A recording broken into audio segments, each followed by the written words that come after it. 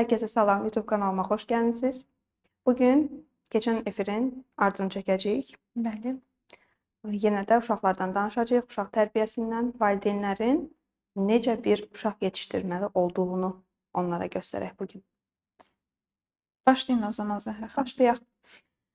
Uşaqlarda problemlərin əksəriyyətini valideyn öz-özündə görmür. Biz art terapiya edirik və bu arada sizə bunu da deyim ki, bu efirə baxandan sonra övladınıza bir valideyn ailə mühitinin şəklini çəkdirin. Deməyin ki, məsələn, hansı rəngdə çəkməlisən, hansı karandaşdan istifadə etməlisən, qələmlə mi çəkirsən, karandaşla mı çəkirsən, heç bir tüyo vermədən sadəcə deyin ki, ailəmizin şəklini çək. Baxın görün o uşaq ailənizin şəklini necə çəkəcək və daha sonra onu bizə WhatsApp vasitəsilə göndərin və biz onun analizini edəcəyik. Mən sizə art terapiya ödənişsiz konsultasiyası hədiyyə edirəm bu efirdə. Çox gözəl. Bir valideyn olaraq övladınızda nələr baş verir? Uşağın çəkdiyi rəsmdən övladınızla bağlı olan hansı psixoloji problemlər var?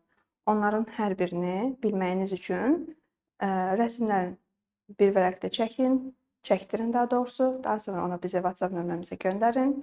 Biz onların hər birini analiz edərək sizə göndərəcəyik. Başlayaq. Bir valideyn nə etməlidir ondan? Bir valideyn birinci növbədə özü ilə barışıq olmalıdır ki, övladını da düzgün şəkildə yetişdirə bilsin. Övladınızın davranışları sizin necə bir valideyn olduğunuzun göstəricisidir. Bir valideyn düzgün şəkildə övladını o şəkildə yetişdirər ki, onun daxili dünyasına enmək istəyir. Burada Uşaqların Dünyasının Səyahət adlı kitabımda bunu mən qeyd eləmişəm. Alıb oxuya bilərsiniz. Sən oxumusan bilirəm. Amma xalqımız bunu oxuya bilər. Bir uşaq necə böyüməlidir, necə yetişdirilməlidir, uşağın davranışları nəyə gətirir, çıxardır, o əslində nəyi demək istəyir valideynə. Bunların hər birini kitabımda oxuya bilərsiniz. Yəni oradan da biraz tüyolar verim. Gərək biraz yeniyetməlik dövrünə. Birinci növbədə uşaq, biz elə bilirik ki, 14 yaşından sonra, 15 yaşından sonra yeniyetməlik dövrüdür. Amma uşaq 4-cü sinifdən yeniyetməlik dövrünə hazırlıq periyodundan keçir. Buna görə əgər uşağınız 14 yaşı var, 13, 12, 11 yaşı varsa 10 yaşından etibarən yeniyetməlik dövrünə hazırlıq prosesi gedir. Uşaq artıq özünü mən inkişaf baş verir. Mən özüm edim, mən özüm filan yerə gedim, gəlim. Uşaq təsdiq istəyir. Mən uşağa valideyn olaraq təsdiq verməsəm, başqası ona təsdiq verəndə ona inanacaq. Məsələn, heç vaxt valideyni tərəfindən təsdiq olunmayan, təqdir olunmayan uşaq bugün aslı insanlardır. Əsgərlikdə gedir problem yaşayır həmin oğlanlar. O oğlanı, o uşağı əsgər yoldaşları hara istəyirsə göndərə bilər. Məsələn, Pov deyir ki, sən yaxşı şirniyyat alırsan məsələn, get şirniyyat al gəl. Uşaq gedir alır gəlir. Niyə? Çünki axı onun yaxşı olduğunu ona göstərdilər. Və yaxud da ki, münasibətində problem yaşayır. Sən çox yaxşı həyat yoldaşısın, çox yaxşı anasan. Manipulyasiya elədik həmin adamı. Başlayacaq daha aşırı şəkildə yaxşı olmağa, özündən çıxaraq. Yaxşı həyat yoldaşısan, yaxşı həyat yoldaşının içində nələr daxildir? Evi yığışdırır, yeməyini bişirir vaxtı-vaxtında, yoldaşının geyimlərini vaxtı-vaxtında hazır edir, oldu yaxşı həyat yoldaş. Və bunu aşırı şəkildə edəndə bir qadın evinin xanımı yox, qulluqçusu olur. Təəssüf ki. Və bunların hər biri uşağa da təsir göstərir. Bir uşaq ana bətnindən etibarən hər bir şey, valideynin keçirdiyi bütün duyğular şüuraltısına oturur. Valideyn dəyərsizlik görürsə, xəyanət görürsə, sevgisizlik görürsə, bunların hər biri həmin o uşağın şüuraltısında başlayır formalaşmağa və bir uşaq və bir şəxs 7 yaşına qədər necə böyüdülürsə, hansı duyğularla böyüdülürsə, valideyn ona hansı sevgi ilə, hansı duyğu ilə yanaşırsa, 7 yaşından sonraki həyatı o şəkildə formalaşır. Və biz 7 yaşına qədər o uşağa nəyi göstəririksə, 7 yaşından sonra o həyatında həmin insanlarla, eyni tip insanlarla qarşılaşır. Onun duyğusunu anlamayan, sevgi göstərməyən insanlarla rastlaşır. Rəfiqələri ilə bağlı problemlər yaşayır, dostları ilə bağlı problemlər yaşayır, dışlanan insan olur, asosial bir tip olur. Bunların hər biri 7 yaşına qədər uşağa yaşatdığımız duyğudan asılıdır. Bunun üçün ana bədnindən etibarən mən səni sevirəm, səni olduğun kimi qəbul edirəm, sən hansı xarakterdə olursansa ol, səni olduğun kimi qəbul edirəm. Mən səni sevirəm, səni sən olduğun üçün sevirəm. Səni müsbətinlə, mənfilə sevirəm. Biz çünki uşağa sən ağıllı olsan mən səni sevəcəm davranışını veririk, sərgiləyirik. Ağıllı balam, 5 aldın, afərin, sevirəm səni. Uşaq 3 alıb gələndə deyirəm səni sevirəm. Yox. Və uşaq daima ağıllı olmağı öyrənir. Ağıllı olmaq istəməyi və başqasına yarınmaq ehtiyacı duyur. Buna görə də münasibətlərində də başqasına yaranır. Rəfiqələri ilə olan münasibətlərində də başqasına yarınma ehtiyacı duyur. Yəni xarakterini ortaya qoymur. Mən nəyi sevirəmi ortaya qoymur. Mən məsələn deyirəm ki, kapuçino içirəm, deyir, hə, mən də kapuçino içirəm.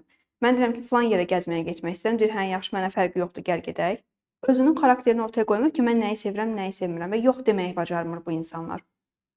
O üzülməsin deyə ona hə deyir, bu üzülməsin deyə buna hə deyir və özü qalır arxa planda, valideyni olur onun birinci planında, həyat yoldaşı olur, sonra uşaq gəlir, uşağı olur onun birinci planında və heç vaxt bir insan ömrünün 40 ilini, 50 ilini yaşayır və heç vaxt özü ön planda olmur. Heç vaxt özünü düşünmür. Və bəzən deyir ki, mən egoist deyiləm ki. Egoistlik bu deyil. Egoistlik daima mən deyib başqasının fikirlərini, düşüncələrini, hərəkətlərini küçültməkdir. Onu aşağılamaqdır. Bu egoistlikdir. Amma yox, mən özümü sevirəmsə, dünyanın ən yaxşı şeyini özümə almalıyam.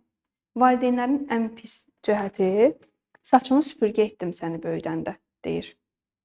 Saçımı süpürgə etdim böyüdəndə, sən valideynsən də, sən uşağı dünyaya gətirmisənsə, bəli, sən uşağı dünyaya gətirmisənsə, böyütmək, oxutdurmaq, əynini geyindirmək, yeməyini almaq sənin vəzifə və öhdəlik borcundur. Eləməli olduğun şeyi niyə uşağa günahkarlıq olaraq bağışlayırsan və uşaq hər zaman özünü daima günahkar hiss edir. Məsələn, mən universitetlərdə təlimlərə gedirəm. Uşaqlar o qədər birinci kurs, ikinci kurs tələbələri o qədər belə içə qapanıq, ay üzr istəyirəm, daima üzr istəyən, daima çox üzr istəyirəm, falan şeyi səhv elədim, hə, yaxşı, gələn dəfə düzəldəcəm. O qədər tedirgin olurlar ki. Və deyirəm ki, bu valideynin nümayişidir, bu valideyndir bunu bu şəkildə ərsəyə gətirən. Hər kəs səhv edə bilər. Hər kəsin mənfi xarakteri ola bilər. Hər kəsin müsbət xarakteri ola bilər. Bir insan səni necə görmək istəyirsə, zaten elə görür. Sən özünü daima qarşı tərəfə sunduqca, mən elə deyiləm, mən elə bir deyiləm, özünü təsdiq etmə ehtiyacı duyduqca daha çox özündən ödünç verirsən. Daha çox fədakar olursan. Daha çox fədakar olduğun üçün də qədrin qiymətin bilinmir. Qədir qiymət bilinsəydi, valideynin birinci sənin qədrini bilərdi. Həqiqətən də bəzən valideynlər özləri də deyirlər ki, nə olub, elə psixoloqlar ancaq valideynlər deyir, bizsiz heç olmur, ancaq hər şeyi biz etmişik, biz övladımızı çox yaxşı böyütmüşük. Səhvlərini deyəndə də qəbul etmirlər. Və deyir ki, mən uşağımın heç vaxt pisliyini istəmərəm ki. Bəzən icazə vermək lazımdır ki, uşaq səhv etsin. Qoy getsin, o səhv etsin. Özü anlasın bunu. Məsələn, mən deyirəm ki, bax Aydan, sən o yolda falan şeylə rastlaşacaqsan, getmə, ayağın daşa dəyəcək. Sən ora getmə deyildiyi üçün daha çox can atırsan. Biz özümüzdən götürək. Diyetaya başlayana deyirik ki, şirniyyat olmaz. Olmaz dediyimiz hər şey beyin siqnal ötürür ki, hafifsə olmazsa ora meyillilik yaranır. Və onu meyillilik göstərirsən. Bunun üçün başa salmaq lazımdır. Cəza metodikası var. Uşaqlara demirik ki, daima pohpohlamaq lazımdır. Bir valideyn gəldir ki, o vaxt biz belə deyildik. İndi uşağa bir söz deyən kimi bizi qorxudur ki, intihar eləyəcəm. Bəli, bugün fərqli psixologiyada uşaqlar böyüyür. Bugün 2025-ci ildir. 1990-lar deyil, 80-lar deyil. 80-ın özünə görə psixologiyası var idi, 90-ın özünə görə psixologiyası var idi. Artıq 2025-dir. Biz valideyn olaraq uşağın tempinə uymalıyıq biraz. Uşaq 80-ın, 90-ın uşağı ola bilməz. Və biz ondan onu da gözləyə bilmərik. Çünki gördüyü, götürdüyü insanlar var. Biz nümunəvi olaraq ailə ola bilərik. Amma uşağın çevrəsi var. Məktəb yoldaşları var, qrup yoldaşları var, məhəlləyə düşür, məhəllədəki oyun yoldaşları var. Hər biri onun xarakterini formalaşdırır. Və biz uşağa olmaz deyib keçirik. Gəlir deyir ki, ana, siqaret nədir? Olmaz, olmaz, çox pis bir şeydir. Sən hardan bilirsən onu? Elə bir sərt reaksiya da verirlər ki, istər-istəməz maraq, yəni ki, görəsən nə deməkdir o? Nədir ki o? Niyə məsələn başqası istifadə edir? Və biz burada nə etməliyik? Onu başa salmalıyıq. Valideyn olmaq üçün ən birinci nüans valideynin davranışlarında bir səbr olmalıdır. Sənin səbrin yoxdursa, sən yaxşı valideyn ola bilməyəcəksən. Səbrlə izah etməsən, təsəvvür et ki, özün dünyaya gəlmisən, heç nəyi bilmirsən. Və biz hətta indinin özündə də nə isə bilmiriksə, onu yəni bilən insandan soruşuruq ki, bu nədir? Bu necə olur? Bu necə işləyir? Bunu biz sual veririksə, bunun uşağın da sual verməsi normaldır. Amma uşaq gələndə, sən bilmirsən, get oyunu oyna. Sənin yaşın düşmür. Sən uşaqsan, sual vermə. Və təəssüf ki, bu gün uşağa necə doğulmusanı belə başa salmırıq. Ayıb bir şey kimi deyirik. Uşaq deyir ki, ay ana, mən necə doğulmuşam? Biz bunu yozduq öz aləmimizdə. Sualına cavab vermirik. Leylək gətirdi, filan quş gətirdi. Bacı-qardaş arasında olur ki, səni zibillikdən tapmışıq. Bir-birinə qarşı bu kimi cümlələrdən istifadə olunur. Və uşaq deyir ki, mən necə dünyaya gəlmişəm? Başlayır bunu hər hansısa bir saytlarda axtarmağa. Saytlarda da axtaranda çox təəssüf ki, onun qarşısına özünün izləməməli olduğu videolar qarşısına çıxır. Yanlış şeylər. Və sonra biz onu görəndə double üstünə bir cəza veririk uşağa ki, sən niyə bunlara girmisən? Sən uşağa düzgün şəkildə cavab versəydin, uşaq həmin o sayta daxil olmağa ehtiyac duymazdı. Və bu gün uşaqlara biz düzgün şəkildə başa salmağı öyrətməliyik. Yəni başa salmalıyıq. Bax, bu nə deməkdir? Sən necə dünyaya gəlmisən? Təbii ki, üstü örtülü şəkildə nağıl terapiyasından istifadə edə bilərsiniz. Uşağın verdiyi sualı nağıl vasitəsilə danışa bilərsiniz. Məsələn, uşaq sual verir ki, siqaret nədir, içki nədir, o necə olur? Bunu uşağa olmaz, vau, problemə çevirməkdənsə, onu bir nağılda istifadə edin. Məsələn, bax, nağıl qəhrəmanı filan kəsdir, adını hansı cizgi filmini sevirsə, hansı nağılı sevirsə, o şəkildə baş rolun üzərinə atırıq həmin o davranışı və oradan yola çıxaraq uşaq öz həyatını görür o nağılın içərisində. Biz bunu bu şəkildə artıq axarı ilə başa sala bilirik. Uşağın mənlik anlayışını formalaşdırmaq lazımdır, bədənini tanıtmaq lazımdır. Uşaq bədəninə toxunanda, hansısa orqanına toxunanda, valideyn onun əlinə acı bibər sürtür və yaxud da olmaz deyir, danlayır, cəzalandırır. Bəs yaxşı uşaq özünün dünyasını kəşf eləməyəndə daha sonra necə bir şəxsiyyət formalaşacaq? Bunların heç biri ayıb deyil, bunlar olmalıdır. Cinsi tərbiyə olmalıdır. Cinsi tərbiyə mütləq olmalıdır ki, bu gün tacizlərin qarşısı alınsın, təcavüzlərin qarşısı alınsın. Uşağın orqanına toxunanda, uşağın bədəninə toxunanda uşaq reaksiya verməlidir. Biz deyirik ki, əmi də get otur qucağında, baba da get səni öpsün və bundan sonra deyirlər ki, psixoloqlar özlərinə şey çıxardır da, baba öpməməlidir uşağı. Öpməlidir. Amma biz bugün babadan da uşağa qarşı olan təcavüzləri görürük. Bəs biz bunu deməsək, bunu kim deyəcək?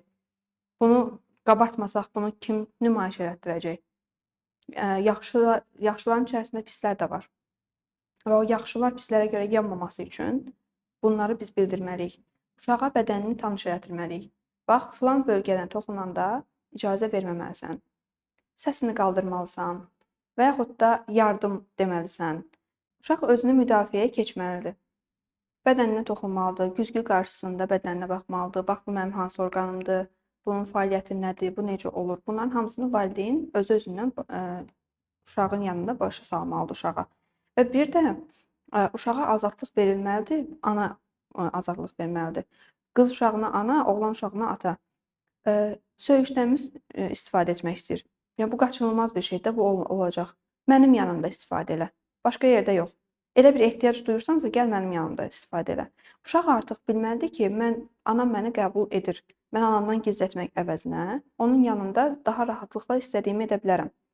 Bunu deyəndən sonra bu uşağa həm rahatlıq veririk, həm də ki, hər bir davranışından xəbərdar oluruq bir valideyn olaraq.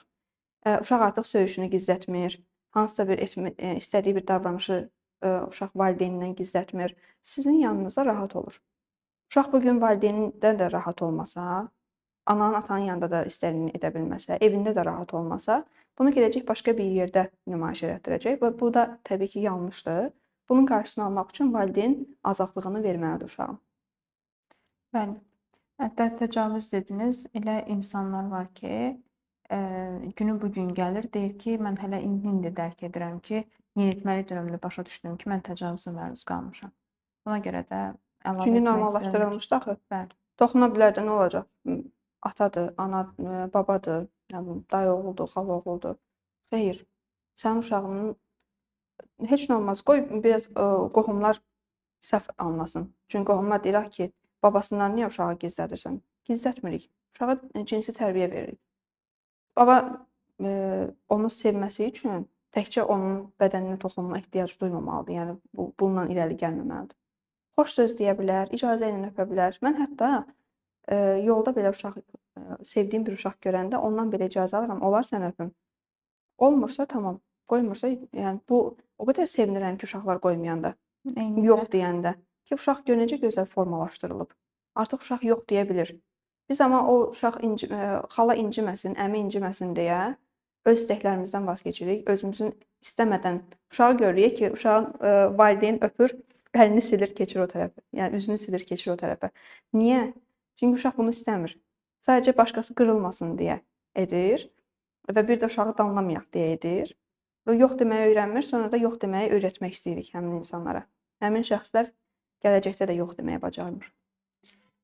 Bəs Zəhra xanım, bir ağlıma gəldi, yəni müşahidə əsasında. Bəzən uşaqlar olur ki, ümumiyyətlə heç yad insanlara getmir. Yəni yad olmasın da, evin içində də olsun, ataya daha çox getmir, nənə olsun. Fərqi yox. Daha çox anaya bağlı olur. Çünki axşama qədər ananı görür. Yəni ananın qucağından belə düşmür də. Yəni biraz ayrı qalan kimi ağlayır. Yəni heç özünü idarə edə bilmir. Bunu necə izah edə bilərik? Çünki duyğusal olaraq bağları olur. Ana neçə yaşa gəlirsə gəlsin, uşaq neçə yaşa gəlirsə gəlsin, ana ilə xüsusi bir bağı var. Enerjisel bir bağı var. Və axşama qədər ananı görür. Onunla ünsiyyət qurur. Hətta bir-birlərini qırsalar da axşama qədər dava-dalaş sərgiləsələr də, yəni nə valideyn uşaqdan vaz keçir, nə də uşaq valideyndən. Yəni heç olmazsa qoy döyülüm, söylüm, amma anam yanımda olsun deyən uşaqlar da olur da. Bunların hər biri duyğusal olaraq bağlılıqdır. Və bir də bəzən mən bunu da eşidirəm ki, mən çox döyülürdüm. Qonşuya gedirdim və yaxud da ki, qohumlardan xalama, nənəmgilə, bibimgilə gedirdim. Deyirdilər ki, qal, deyirdim, yox, anamı istəyirəm. Niyə? Valideyn onu o qədər yükləyir, o qədər tənqid edir, təhqir edir, səhv tutur ki, deyir birdən heç olmasa gözünün qarşısında olum, birdən gözünün qarşısında olmaram, daha çox məndə səhv tutar, daha çox məni danlayar, onun üstündə daha çox şiddət görərəm, döyülərəm. Ona görə elə ən yaxşısı gedim gözünün qarşısında olum. Valideyninin gözünün qarşısında olma ehtiyacı duyur ki, səhv etməkdən qorxur və səhv edib heç etməsə belə günahkarlıq hissi uşağa yüklənir ki, sən neynədin? Deyən sənlə evə gedəndə danışacaq. Artıq bu özü bir həyəcan verir. Çox vaxt uşaqlara məktəbdən çıxanda və yaxud da məktəbə ötürəndə deyir ki, evə gəl, danışacağam səninlə. Artıq uşaq bütün hər bir şeyini, həyatını gözünün önünə keçirir. Mən neynədim ki, anam mənə bunu dedi. Və bu uşağa aşırı dərəcədə həyəcan verir və bu gün təşviş həyəcan pozuntusunun əziyyət çəkən insanlar uşaqlıqda o şəkildə böyüdülən insanlardır. Daima durduq yerə təşviş həyəcan pozuntusundan əziyyət çəkir. Telefonuna zəng gəlir, birdən-birə təşviş olur, həyəcan basır onu. Birdən-birə istilik gəlir. Kimsə ona deyəndə ki, sənə sözüm var, birazdan danışarıq. Başlayır həyəcan keçirmək. Yox, indidən, birazdan niyə deyirsən, dözə bilmirəm. Bunların hər biri nədir? Bəzən mənim özümdə də olub bu şeylər. Məsələn, mənim özümdə rəfiqəm deyir ki, Zəhra, 1 saatdan sonra sənə zəng eləyəcəm. Sənə sözüm var, sənlə danışmalıyam. Avtomatik bütün həyatım gözümün önündən keçir ki, görəsən o rəfiqəm mənə nə deyəcək? Niyə? Çünki valideynim mənə o şəkildə böyüdüb uşaqlıqdan. Mən bunları katarsis eləmişəm, bunları şəfalandırmışam. Və bu çox əvvəllər olurdu məndə bu proses. Amma artıq indi istəyir desin ki, axşam danışarıq. Tamam, danışarıq da. Amma onda valideyn mənə bir dəfə demişdi ki, Zəhra, evə qalx, onda görəcəksən. Halbuki mən üstümü çirkləndirmişdim. Klassik uşaqların etdiyi şeylər, klassik valideyn reaksiyası və ay aşağı düşdüm, oynadım, oynadığıma görə üstümü çirkləndirdim deyə valideynim məni günahlandıracaq. Düzdür, heç vaxt şiddət olmayıb bizdə, sadəcə niyə üstünü batırmısan deyilib. Və bunların hər biri gətirir, çox kiçik bir davranış olaraq görünür bu. Adi uşaqla danışıq olaraq görünür. Amma uşağın şəxsiyyətinə təsir göstərir. Sonrakı dialoqlarına, sonrakı ünsiyyətinə təsir göstərir. Danışsam çox danışacağam. Gəl elə burada kəsək. Məncə də Neçə burada dəqiqədir? bitirəyin. 21 dəqiqədir. Söhbətimizdir. Yormayaq çox. Sürətli şəkildə danışıb 15-20 dəqiqəlik hər dəfə bu mövzulara toxunacağıq. Dəyərli valideynlər, özünüzə qarşı nəyi sevmirsinizsə, uşağınıza qarşı da eləməyin. Uşağınız da bir şəxsiyyətdir. Uşaq hansısa bir yeməkdə ayrı seçkilik salır, yemir. Sizin də sevmədiyiniz yemək var. Siz sevmədiyiniz yeməyi yemirsiniz, amma uşağa deyirsiniz ki, nə vermişəmsə onunla doy, onu ye.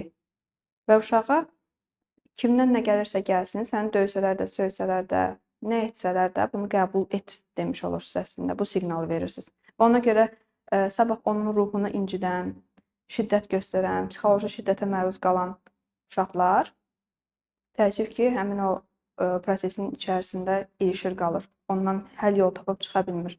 Niyə? Çünki Allah mənə nə verdisə onu yaşamalıyam. Allah mənə nə verdisə onu yeməliyəm deyə böyüdülüb daha doğrusu.